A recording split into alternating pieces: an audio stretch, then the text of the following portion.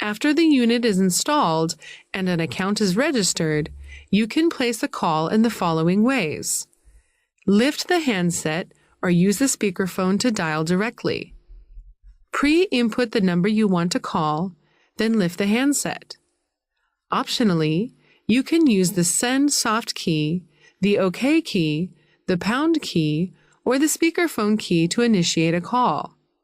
While in a call, you can use the handset, speakerphone key, or headset key to switch the talking mode.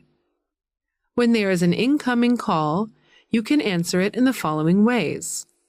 Answer a call using the handset, the speakerphone, or the headset.